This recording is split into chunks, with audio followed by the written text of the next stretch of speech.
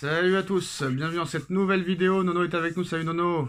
Salut Sacha. Alors Nono, j'ai regardé le reportage hier de Enrique et franchement j'ai bien aimé. En 3 épisodes, franchement d'habitude dans les reportages comme ça tu t'ennuies, t'arrêtes au bout de 10 minutes parce que c'est lourd.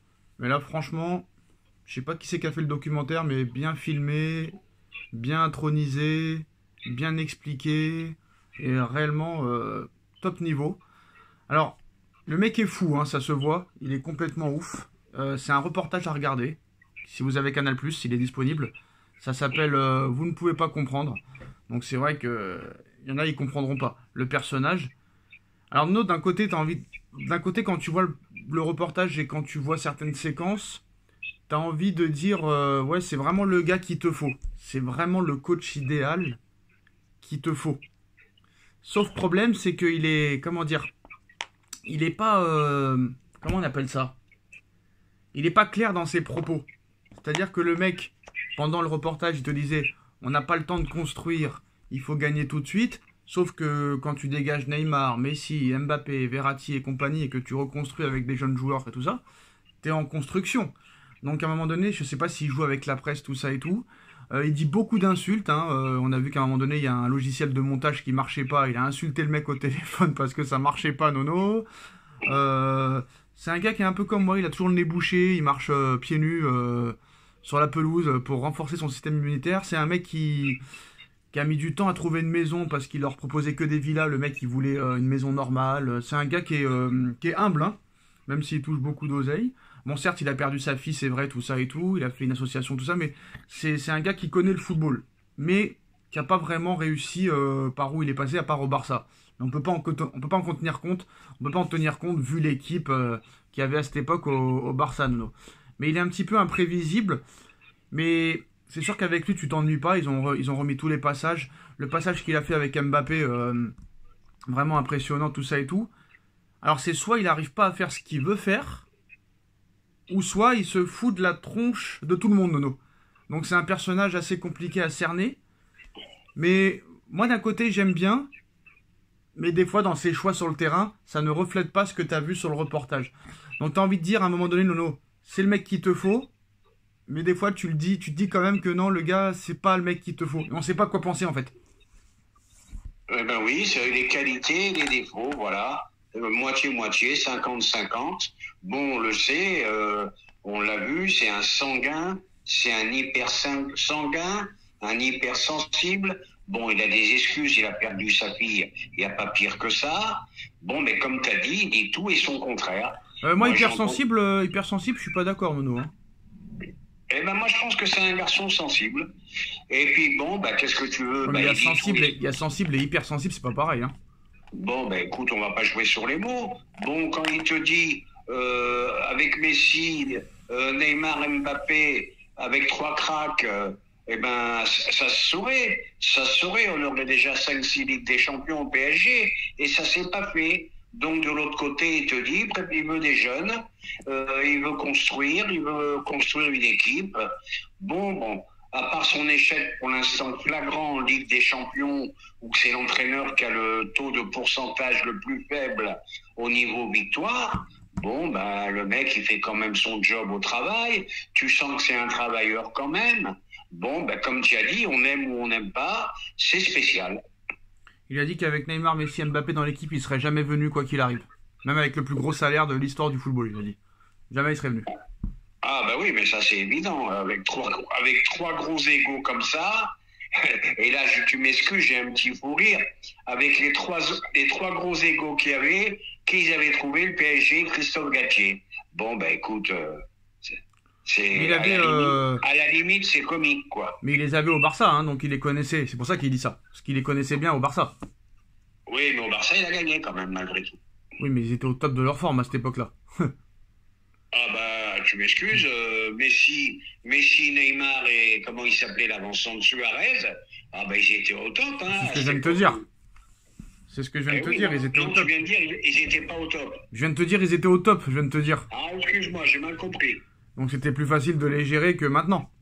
Ah, bah ça c'est sûr, tu gères plus facilement à cette époque-là que quand les mecs, ils approchent de la fin de carrière, 34, 35. Le Neymar, il a tellement d'oseille, il s'est fait voler une bague pendant le match. Il s'est fait voler une bague en serrant la main à un spectateur. Il a même pas été la rechercher, le mec, il s'en fout complet. Non, mais je crois que Neymar, je lui souhaite pas, mais je pense que c'est un garçon qui va mal finir, qui part complètement, je m'excuse, je suis vulgaire, qui part complètement en couille. Je pense qu'il risque de mal finir, ce garçon. Mal finir, pas dans le sens voyou, tout ça, suicidaire ou quelque chose comme ça. Je le vois mal finir, Neymar. Ouais, bah quoi qu'il en soit, bon reportage, je vous le conseille. Mais il faudra voir si sur le terrain ça fait quelque chose, parce que c'est ça le problème, c'est il peut faire. Il me fait penser à Bielsa en plus jeune, tu vois ce que je veux dire? Oui, oui, c'est ça, les coups de colère à la Bielsa, tout à fait. Voilà. Et il préfère perdre et bien jouer que gagner et mal jouer, c'est comme ça. Il l'a Ah, dit. c'est ça. Ah, mais il n'en dépendra pas, c'est sa Voilà, philosophie, hein. voilà, c'est ça. Apparemment, bah, quand tu regardes le reportage, Kangin Lee c'est son grand chouchou avec Barcola et Dembélé. Et c'est lui qui voulait absolument faire venir Kangin Lee. Bon, bah, depuis le début de saison, quand même, Nono, bon, même si ça se passe très mal en Ligue des Champions, Barcola 10 buts, Kangin Lee 6 buts et Dembélé 5 buts. Stat qu'ils n'avaient pas les trois joueurs l'année dernière. Et voilà, et ils se mettent à planter, ceux-là. Bon, moi, j'aimerais bien qu'ils plantent en Ligue des Champions, mais rappelle-toi la phrase qu'il a dit, je préfère 4 joueurs à 10 qu'un seul joueur à 44. Et je pense qu'on va arriver à 4 joueurs à 10 buts, minimum. Si tu continues en Ligue des Champions. Alors, Nono, Paris cet hiver pourrait recruter un ou deux joueurs et Christopher Nkunku pourrait devenir une opportunité de marché pour le PSG et coche pas mal de cases du nouveau projet. Nkunku de retour au PSG, bonne ou mauvaise idée? Très, très bonne idée. Et je pense que c'est un joueur complet qui rentrerait dans les plans de jeu d'Enrique. On a vu qu'il y a d'autres joueurs aussi qui sont visés. Moi, franchement, les deux buts, on va revenir parce que t'as pas débriefé vraiment le match de samedi. Bah, comme le même match qu'à Marseille, hein, tu fais une grosse première mi-temps. Et à l'arrivée, bah, t'arrêtes de jouer à 4-0 et tu prends deux buts à la fin qui gâchent toute la soirée. Après, tu sais ce qu'ils vont dire, hein. Regarde Sacha, le Barça a perdu. Regarde Sacha, City a perdu. Regarde Sacha, Arsenal a fait match nul. Tu vois, c'est toujours pareil en fait. C'est comparé toujours aux autres. C'est ça qui m'énerve. Tu vois? Eh ben moi, je veux te dire, Sacha, le problème du PSG, et je le dis depuis longtemps, le problème du PSG, c'est toujours ces mêmes carences. Voilà, t'en mets 4, fais comme les Bayern. Si tu peux en mettre 7 ou 8, tu en mets 7 ou 8. Tu prends un but à la 90e, 4 minutes d'arrêt de jeu, et à la 90e, 7 minutes d'arrêt de jeu. C'est inadmissible. Mais par contre, là, un gros coup de colère.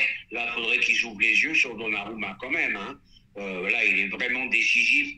Maintenant, ni en Ligue 1, ni en Ligue des Champions. Là, ça devient un problème, hein. C'est pour ça que je reviens sur le reportage d'Enrique, Nono. On a revu des buts, même l'année dernière contre le Barça, contre le Real. Des buts vraiment. Comment on appelle ça? En tant que professionnel, c'est impardonnable ce genre de but-là. Contre l'Atlético, c'est impardonnable. Contre le Real, c'est impardonnable. Contre le Barça, c'est impardonnable. Et contre plein d'autres équipes. Maintenant, ce Safo neuf là, il est là. Pourquoi il le met pas au moins quelques matchs pour voir ce que ça donne? Parce que là, le gars, on sait qu'il progressera pas, Donnarumma. Il progressera pas, le gars. Donc pourquoi continuer? Ça va faire 4 ans maintenant. Pourquoi continuer? Déjà, ta question, elle est bonne, mais moi, je vais aller plus loin que toi. Pourquoi avoir mis 20 bâtons sur un gardien? C'est énorme, 20 bâtons sur un gardien. 15. Ou 15 bâtons sur un gardien, c'est énorme. Tu verras pas beaucoup de transferts de gardiens à 15, hein. Bon, bah écoute, et encore un qui jouera peut-être les matchs Perlin-Pimpin, et c'est tout, hein. Surtout qu'en plus de ça, il avait dit que la hiérarchie était remise à zéro. Mais moi, où je suis surpris, c'est qu'ils ne voient pas les carences de Donnarumma. Moi, je suis vraiment surpris. Je comprends pas. Voilà la vraie phrase, je comprends pas. Je ne comprends pas. C'est ce que je viens de dire. Voilà les gars, dites-nous en commentaire. À très vite.